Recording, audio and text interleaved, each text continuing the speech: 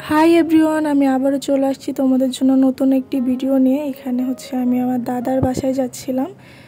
জ্যাঠাতো ভাই আমার বোন আসছিল একটা, ওকে দিতে যাচ্ছিলাম। ওরা মগবাজার থাকে, তো এখানেই আমি আমার ভাই এবং দিদি যাচ্ছিলাম। আমি যেখানেই যাই না কেন, জ্যাম আমার পিছু ছাড়ে না, বা সিগন্যালে আটকে বসে থাকি।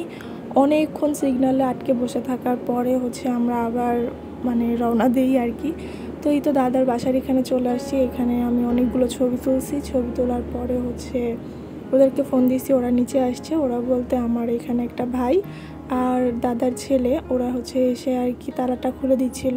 আমার ভিডিওটা কে কোথা থেকে দেখছো এটা অবশ্যই আমাকে জানাবে এবং আমার চ্যানেলটা সাবস্ক্রাইব করে দিবে। তোমরা কোন ধরনের ভিডিও পছন্দ করো এটা অবশ্যই আমাকে জানিও।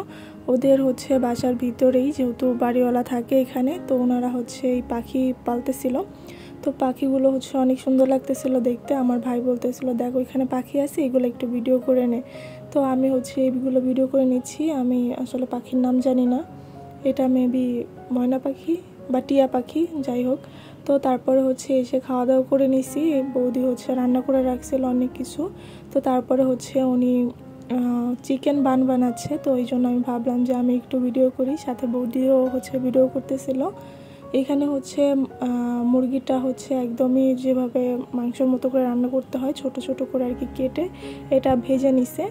আর তোমরা ইউটিউবে সুন্দর ভিডিও পেয়ে যাবে, ওটা দেখে নিই। এখানে জাস্ট আমি একটু ওই শেপটা কীভাবে দিচ্ছে ওইটা একটু ভিডিও করে রাখছি আর কি।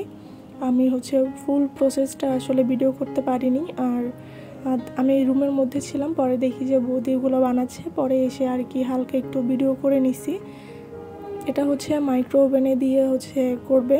তোমরা চাইলে চুলায়ও করতে পারবা, কোনো সমস্যা নেই। এই চিকেন বানগুলো কিন্তু খেতে অনেক মজা হয়েছিল। বৌদির হাতে রান্না অনেক ভালো, তো উনি অনেক মজা করে বানাইছিল এগুলো। মাংসের কালারটা দেখলে বুঝতে পারবে যে এটা কতটা মজা করে রান্না করা হয়েছে।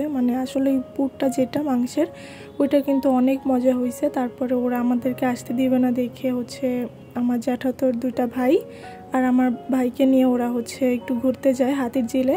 ওইখান থেকে আসার সময় পেঁয়াজু নিয়ে আসে। পেঁয়াজুগুলো খেতেও অনেক মজা ছিল। তো এই যে দেখো চিকেন বানগুলো হয়ে গেছে, বৌদি বের করে নিছে। আসলে আমি কেটে দেখাইনি, তো যাই হোক খেতে কিন্তু অনেক মজা হয়েছিল।